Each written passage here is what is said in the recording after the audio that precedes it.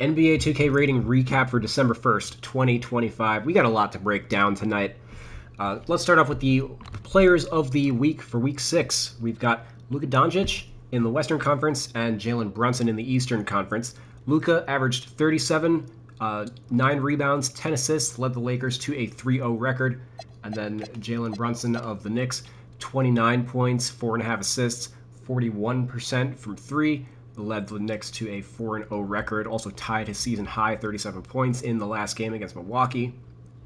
Of course, it bears mentioning that the Mavericks, of course, are starting Ryan Nembhard on a 2-way contract. We'll get to the Mavericks in a little bit. Let's go over to Detroit. They moved to 17-4 on the season with a tight win over the Hawks, 99-98. Cade had 18 points, 8 of them in the final 3 minutes to claw the team to victory. Jalen Duren added 21 and 11. Let me actually remove his injury while we're here.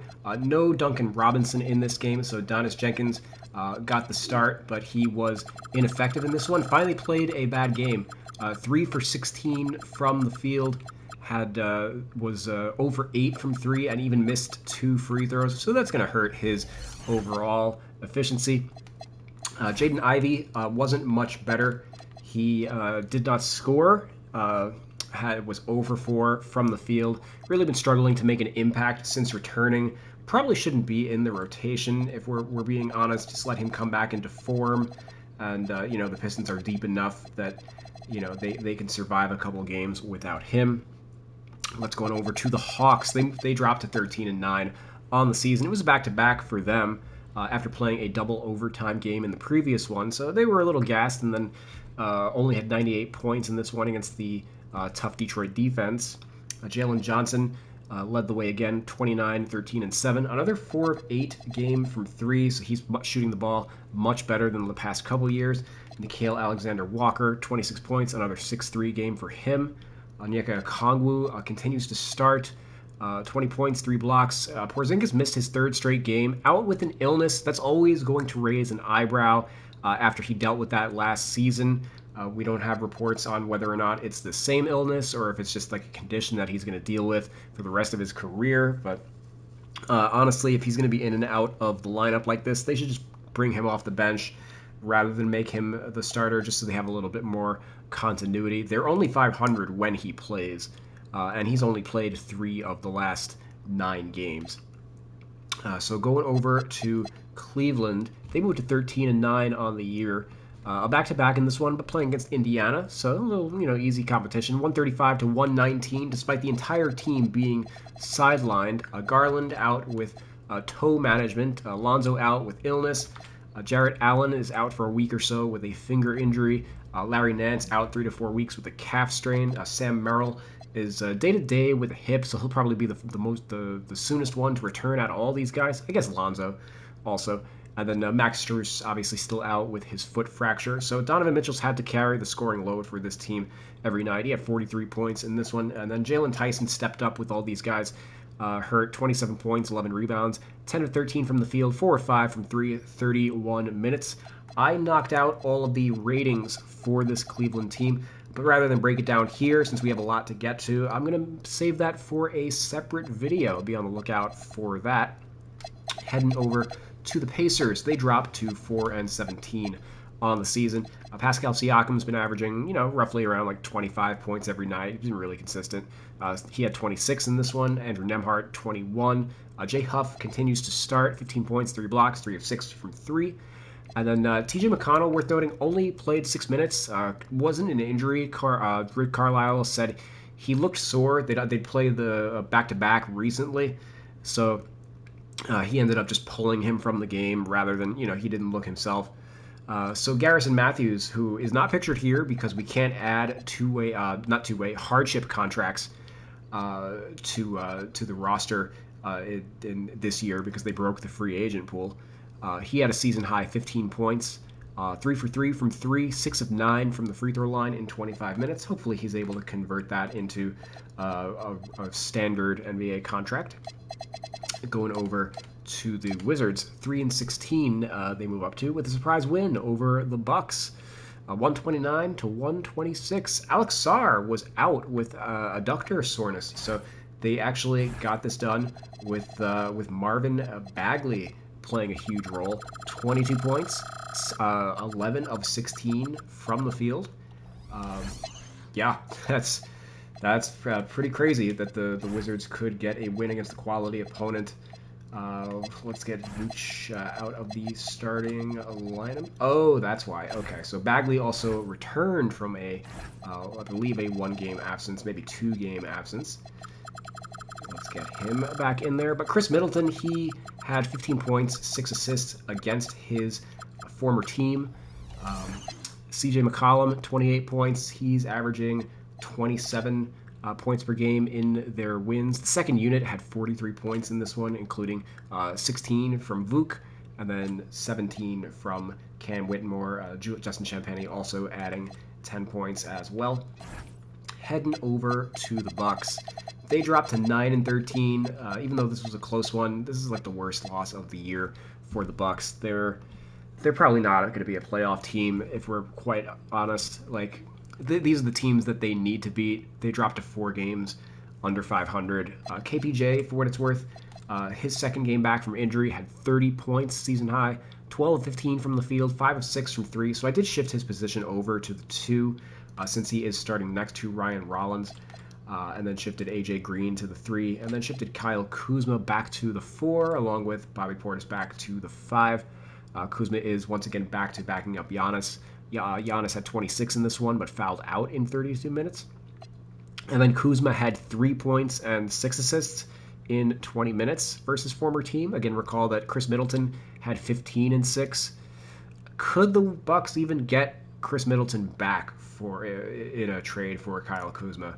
Like Kuzma has really disappointed since joining the team. Obviously, they made that deal for financial reasons, helped him get Miles Turner, who hasn't exactly been lighting up since joining the team. I don't know the way things are trending right now. Let's go on over to the Nets, who they got a surprising victory. Anytime they win, it's really surprising, but they played the Hornets, so not the most surprising. They beat them 116 to 103. Michael Porter Jr. made his return from a couple games out. 35 points, 7 threes, was the best player in this game. Noah Clowney added 18 points. He's been scoring the ball a lot better. Probably need to knock his overall rating up to like a 76, 77. And then Danny Wolf has been he's been playing the last couple games. Had 10 points in 19 minutes off the bench. Drake Powell also added 10 points off the bench. The Nets rookies have been playing better of late, so I will eventually get around to knocking out some of their ratings. I think Danny Wolf could certainly be probably like both of these guys are probably like 74s, something like that. And then going over to the Hornets, they dropped to 6-15 on the year. Concanible led the way with 18. LaMelo, 12 points, 14 assists. Didn't take a ton of shots, so I think that's maybe a step in the right direction. Just let him rack up assists. They have other guys who can score on this team. Miles Bridges is typically one of those guys, but he had a rare off night, only 8 points on 4 of 15 from the field. Tijon Salon actually made his return from the G League in this one, scored 10 points. In general, it was more run for the young guys against the Nets. Worth noting, LaMelo also only played like 29 minutes or so.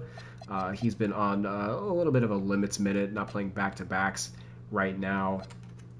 I don't know. It's tough for him to go to a competitive team also if he's not even physically able to play back-to-backs at the age of 24.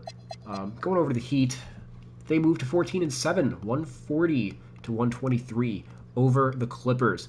They went on a 30-2 run during the game, hit a franchise record 24 threes, were 24 of 46 overall, 52%. Norm Powell, of course, led the way, 30 points against his former team, 6 of 10 from 3 for him. Bam Adebayo, 27 points, 14 rebounds, was 5 of 8 from 3. That's probably the best three-point shooting performance of his career. Tyler Hero, 22 points, 4 of 6 from 3. Andrew Wiggins, 22, 2 of 3 from 3. Davion Mitchell, 16 points, 12 assists, 4 of 4 from 3. The starters alone were 21 of 31 from three, 68%. Just absolutely disgusting. And just kind of goes to show how much the Clippers have slipped. They were expected to be a good defensive team, but that has not been the case. They are old and slow. Kawhi Leonard doing everything he can, 36 points, 12 of 21 from the field, 3 of 6 from three, 9 of 10 from the free throw line. I think he scored something like 17 points in the fourth quarter, trying to claw them back into the game. See what I did there? But he might be auditioning for a new team at this point. As the Clippers, they dropped to 11 games under 500 in the Western Conference. That's not really going to be easy for them to claw back from. Also see what I did there. Ivica Zubac, 16 and 13 in this one. James Harden, only 20 minutes in this one, 11 points, but was a negative 39 in this game. Just didn't have it defensively. All 5 starters were pulled 86 seconds into the third quarter after giving up a 12-0 run to start the second half. Harden was the only one who didn't check back in later in the game, so keep an eye on that. Maybe they just wanted to give him a little bit of rest, or he'd just been completely ineffective against the Heat guards. In general, since his 55-point outburst against the Hornets a couple games ago, he's only shooting 35% over his last 5, including 23% from 3. So, yeah, we'll probably trickle down some of his shooting ratings if that continues. Going over to the Orlando Magic, they moved to 13 and 8 on the year, have completely turned around their season ever since Paolo Banchero went down 125 to 120 over the Bulls. Desmond Bane, season high, 37 points, 12 of 17 from the field, 3 for 7 from 3, 10 for 10 from the free throw line. He's been awesome. Probably got to get him back up to like an 85, 86. Franz Wagner, 25 points. And then Anthony Black also adding 22 off the bench. He's completely outplayed Tyus Jones. Probably got to knock Tyus Jones down to like a 75, 76-ish would be my guess. Chicago Bulls, they dropped to 9 and 11. Oh man, reality really set in after that 6-0 start. Giddey, 22 points. Buzelis had 21. Vooch had 20. Trey Jones had 20. Ayo Dosunmu had 18. But I mean, it's much like the Sacramento Kings, who are the Western Conference Bulls. It's becoming hard to find like positive talking points about this team. They just have no defensive players. They're too small in the front court given the injuries, and also like the 4s they have are all basically small forwards. Kevin Huerter, for what it's worth, left this game after 6 minutes with an adductor injury. Kobe White was also out tonight with the left calf tightness. Note that it was previously his right calf was the reason he was out. So, not great news. And then Isaac Okoro is really the only defensive player that they have on this team. They're 1 and 4 ever since he got hurt. They also lost the game that he got hurt. So I mean, yeah, that just goes to show like he was the one guy who was holding things together. And I mean, the Cavs, they got absolutely hosed, like trading Lonzo Ball for him, because Lonzo Ball's also like, the theory of him is great, but the reality is he's missing every other game, can only play so many minutes, and he like can't score the ball at all. Super inefficient. So yes, he's a good passer. He makes the right play, good defensive player, but they didn't value necessarily what they had in Okoro. The Cavs did. He was a little superfluous with they drafted Jalen Tyson, who's younger and cheaper, but they aren't exactly the deepest given all the injuries that they've been dealing with. They've been rocking with Tyrese Proctor on a lot of these lines. Like Naquan Tomlin's had to start a few games. Dean Wade. We'll get to the Cavs in just a second, but or actually, I did cover them, right? Yes, never mind. We already did the Cavs. Check out check out my video on them that I am going to record a little later today. Let's go on over to the Mavericks, who, I mean, they could get their own video too. I've already they're one of the teams that I've also got all of the rating edits in for. They took out the Nuggets 131 to 121, probably the most impressive win of the year for the Mavs. They move up to 7 and 15 on the year. AD with 32 points and 13 rebounds against his nemesis, Nikola Jokic. Ryan Nembhard, 28 points, 10 assists, 12 of 14 from the field, 4 of 5 from 3, 0 turnovers, 35 minutes. Holy shit. He looked great in this one. He's really good at coming off the pick and roll, like bursting to the right elbow for a mid-ranger. He did that a bunch of times during this game. In general, he's taking 3.3 mid-range shots per 36 minutes. And then he's 10 of 13 from the field on those, which is what, like 70, 75, 80%-ish. He's very similar to Tyus Jones. He's undersized, only 5'11", 6'2", but a really good mid-range shot, phenomenal passer. He really takes care of the ball, and that's really what Dallas needed, to kind of set them straight. A lot of players are playing better since he's gotten more time in the rotation. He's now the starter for the last couple, so I've got him at a 78 overall, plus 10 from where 2K has got him at. Cooper Flagg, he's been playing a lot better over the last few. 24 points, 8 rebounds, 2 steals, and a block. D'Angelo Russell got dusted off, played 18 minutes, but he did so at shooting guard. Brandon Williams played the 13 minutes that Ryan Nembhard did not at the point guard in this one. So because D'Lo played the 2, that actually pushed Klay Thompson up to the 3.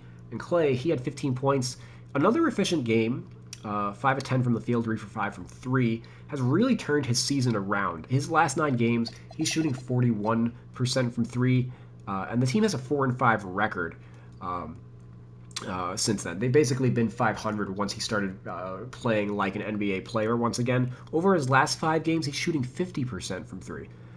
In his first 10 games, by contrast, he shot 27% from 3, and the team was 2-8. So he was just shooting them out of games for sure.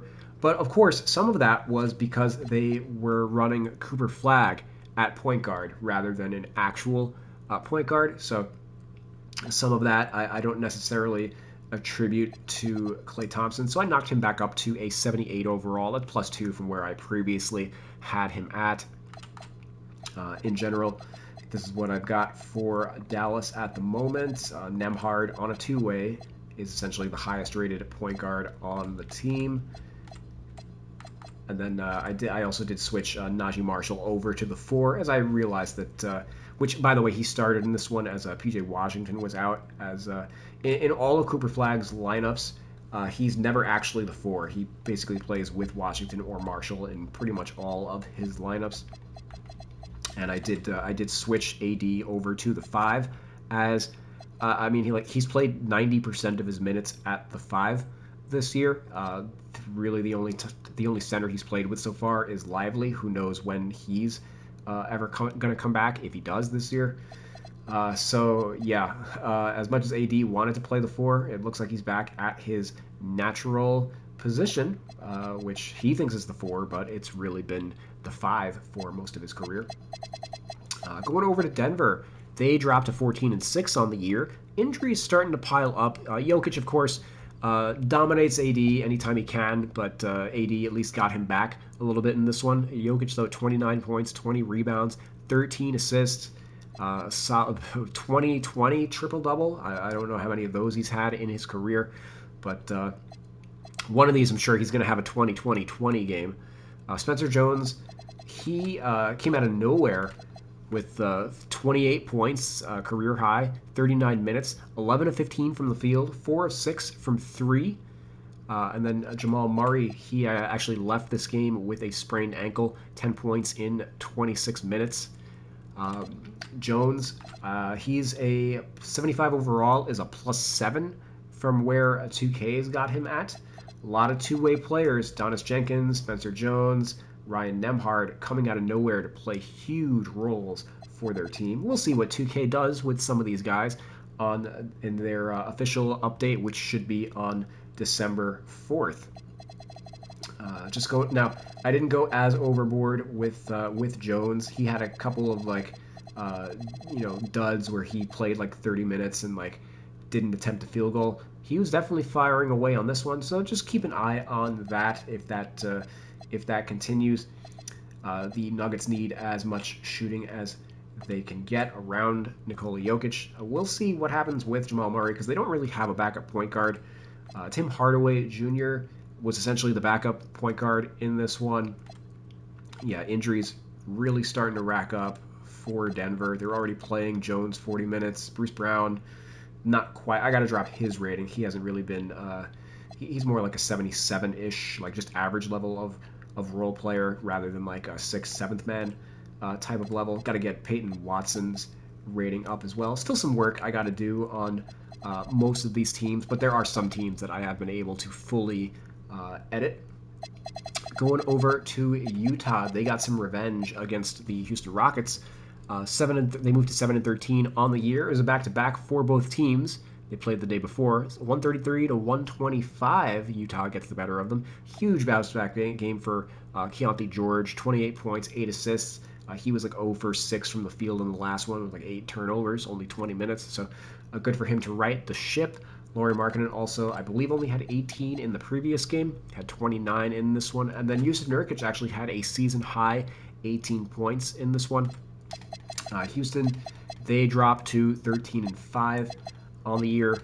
Alperen Şengün, 31 points, tied his career highs with 14 assists and 5 blocks. So, man, he is the best player on the team. Eventually, he's going to have a higher rating than KD this season for me. KD, 32 points in this one, but he was 10 of 25 from the field, had 5 turnovers, just not quite as efficient as he's been the last few years. And they definitely could have used Steven Adams for this one, resting given the back-to-back. Should be back for the next one. Going over to the Suns. They got a big win, moving to 13-9 on the year, 125 to 108 over the LA Lakers, ending their 7-game winning streak. Dylan the Villain stepped up in a big way, 33 points, 15 of 26 from the field. I need to get his rating up. He should probably be like 84, 85-ish. Devin Booker, though, ended up leaving this game after 10 minutes with a sore groin, had 11 points in those 10 minutes, but he was ruled out at halftime. Hopefully he doesn't have to miss much time because they are obviously very thin in the backcourt. Colin Gillespie got the start, had 28 points. Grayson Allen resting this one after recently coming back from injury. So Jordan Goodwin also had 13 points, 5 assists against the team he went to camp with. I probably got to get him to like a 75, 76-ish overall. And then Ryan Dunn also made his return after missing a few weeks with injury.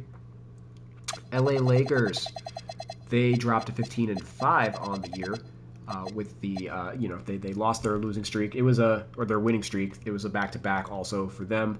Luka, 38 points, 11 rebounds, 5 assists, but had 9 turnovers. Lakers in general were sloppy with the ball. 18 assists, only 18 assists versus 21 turnovers. And LeBron was quiet. Had to actually kind of pad his stats in the fourth quarter to continue his double-figure streak. Only 10 points, 3 for 10 from the field, 3 assists in 31 minutes. He's only averaging 15 points, 4 rebounds, 7 assists through his first 5 games. Only 53 true shooting percentage and 22 usage percentage. Well below his normal rates. So I've got him at an 89 overall, -5. Probably the first time in 20 years that he has been under a 90 overall for me. And he is the 3rd best Laker on the team. So my changes, which I'll detail some of them, drop him from the number 1 small forward in the NBA to number 6 behind Franz Wagner. So just hopping in to his ratings. So I've got 85 layup rating. He's is -5. That's been not. He's just not finishing at the level that he's normally been accustomed to. Dropped his fadeaway, his post control, 5 points each, as he's not posting up as much as he has been the last few years. 3-point shot, -2 to that. That's trickling down a little bit. Just not really shooting them off the dribble either. Rebound rate, only 12%, by far the worst of his career. Obviously, he plays on the team with Luka, who's a rebound whore, but -10 to LeBron's rebound rating from where I previously had it. And then, of course, knocked down his offensive consistency down to only an 80 from that's been 99 for his entire career. And then intangibles. That's right, an 80. I am going super aggressive with this. If you're not familiar with my intangible scale, 99 is, an all NBA, Hall of Fame level of player typically. A 90 is an all-star level of player, and then 80 is what I use for starters. So I am projecting LeBron to be a quality starter, to be sure, but a non-all-star starter nonetheless. I do expect that a bunch of his other ratings and badges, which I'll get into, are going to continue dropping throughout the year. So here's what I've got for his badges. I knocked down. Oh, whoops! I forgot to knock down Layup Mixmaster Silver. So that's all of his badges for the most part are just -1. So Layup Mixmaster, Post Powerhouse. So basically his post stuff. I wanted to knock down his Paint Prodigy. Also is like interior scoring. Post Fade. That's been diminished. Lightning, and then we go to playmaking. Not really isolating at all. So I drop down his lightning launch, as well as I think that's actually it for playmaking, and then defense. Pogo stick. High flying denier. Recall this is the badge that 2K has Hall of Fame on LeBron. He's only got like one block, I think, on the year, unless he had one in this one. This could actually end up getting removed entirely. We'll see how things go the rest of the year. I also had post lockdown on him just because, anytime he's in like a playoff setting, he usually ramps up his defense. He guarded Nikola Jokic in the playoffs. He's a good post defender. Obviously, LeBron is built like a brick house. But I still kept Immovable Enforcer on him, but I did want to just reduce his post defense at the very least. And then removed, because he's just not rebounding the ball at all right now, I took off his no rebounding badges for LeBron either. So 89 overall. The way things are going, he might be 87 the next time we check in. It will be interesting to see what 2K Sports does in the December 4th update with LeBron James. Your move, 2K. And with that, we're going to pack it in. Hope you enjoyed this NBA 2K rating recap. Be on the lookout for the Cleveland Cavaliers analysis, and let me actually see how many games are being played tonight, because then maybe I can focus. Maybe I can knock out like 2 teams. 1, 2, 3, 6 games tonight. So a little bit of a lighter schedule. We got the Knicks and Celtics versus Boston, Washington versus Philly. Let's see if they can string off 2 in a row. Portland versus Toronto, Mini versus the Pels, Memphis versus San Antonio, and then OKC and their 20-1 record going up against Golden State. Those are usually a really interesting matchup. Anyway, let's pack it in. I'll see you guys later tonight. Peace out.